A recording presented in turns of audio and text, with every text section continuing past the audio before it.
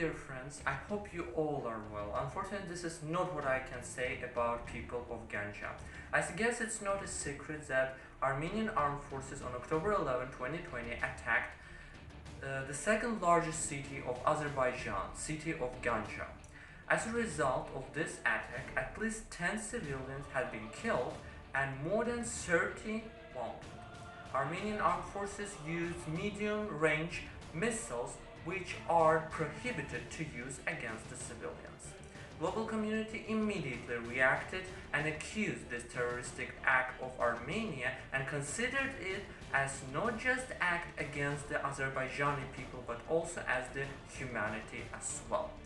But the question still on board, whether this is the first time Armenia attacks civilians. In order to go into the core of this topic, let us look on the backstage. Right behind me, you can see the administrative map of Republic of Azerbaijan.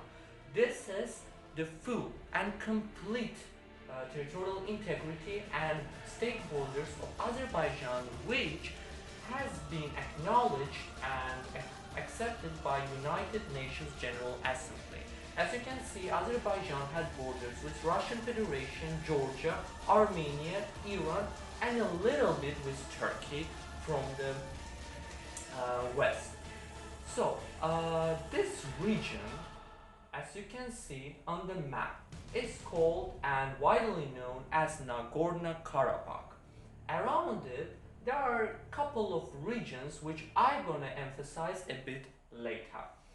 Nagorno-Karabakh for decades was inhabited by both Azerbaijani and Armenian people, as it was in all regions of Azerbaijan during the Soviet Union. So I mean that during the Soviet Union, Armenians and Azerbaijani people lived in peace and there were no bounds between those two nations until 1988, when Armenian people from Nagorno-Karabakh alliance with the people of Armenia, Armenians from Armenia, decided that this land belongs only to them and they should show the world who is the real host of this land. So in 1988 the war began. This war is called in Armenia as the Liberation War of Artsakh, but the war in which pregnant women, children, old people are killed and wounded cannot be called a liberation war of anything. This is exactly what we can say about the Khojaly massacre. Khojaly is the city of Nagorno-Karabakh with not a huge population, but the greatest part, I can even say the largest part of the population of Khojaly consisted of Azeri people, of Azerbaijani people. And that's where Khojaly became the aim of Armenian separatists.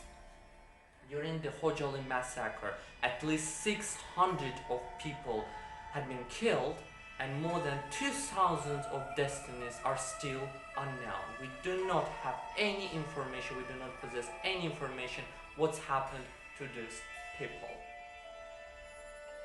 In 1994, with negotiations made from Minsk Group, from United Nations, from Russian Federation, the war ended with a ceasefire. The ceasefire was declared and signed when the peace has never been between those two nations for already 30 years. As I said, the problem was still on air. As a result of this war, United Nations General Assembly passed 4 resolutions based on which Armenia should remove its troops from all occupied territories. So I'm gonna read them right. Resolution 822 calls for the cessation of hostilities and the withdrawal of all occupying forces from the Kelbajar district and other recently occupied areas of the Republic of Azerbaijan. Resolution 853 demands the immediate cessation of all hostilities, calls on the withdrawal of the occupying forces from the district of Agdam and other recently occupied areas of the Republic of Azerbaijan, and reaffirms UN Resolution 822. Resolution 874 calls for the preservation of the ceasefire, cessation of hostilities and withdrawal of forces from recently occupied districts of Republic of Azerbaijan and reaffirms UN Resolution 822 and 853. Resolution 884 condemns the recent violation of the ceasefire established between the parties, which resulted in a resumption of hostilities, calls upon the government of Armenia to use its influence to achieve compliance by the Armenians of Nagorno-Karabakh region of the Republic of Azerbaijan with Resolution 822, 853 and 874. Demands from the parties concern the immediate cessation of the armed hostilities, calls for the withdrawal of occupying forces from Zangilan district and the city of Goradis, and reaffirms UN resolutions recently passed 822, 853, 874. Strongly urges the parties concerned that continues to seek a negotiation settlement of the conflict within the context of the Minsk process. As you can see, there have been mentioned some regions except Nagorno-Karabakh. This is the truth. Armenia occupied not only the Nagorno-Karabakh region but also Kelbajar, Lachin, Gubadli, Zangilan, Jabrail, Fizuli and Agdam regions, very big regions of Azerbaijan.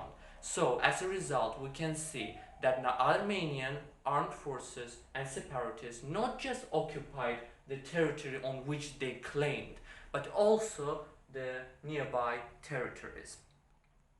For nearly 15 years, this 4 UN resolution didn't stop Armenia. Thus, in March 14, 2008, supported by initiative from official Baku, the new resolution reaffirmed continued respect and support for the sovereignty and territorial integrity of Azerbaijan within its internationally recognized borders, demanded the immediate, complete and unconditional withdrawal of all Armenian forces from all the occupied territories of Azerbaijan, and emphasized that no state shall render aid or assistance to maintain the occupation of Azerbaijani territories. But what we see after 30 years of negotiations, supported by Minsk Group, supported by United Nations General Assembly, supported by other European developed countries, nothing is on the board. The only fact which we have, not just Armenian forces and separatists are removed, troops are removed from occupied territories, but also those troops are there to attack civil settlements of such cities as Ganja, Terpen, Barda, Beylagan and Ganja Mingechevir also. This is the true face of Armenia. This is the true face of Armenian aggression, and I strongly urge you to not donate to this terroristic country. Remember, every dollar donated to Armenia kills one kid in Azerbaijan.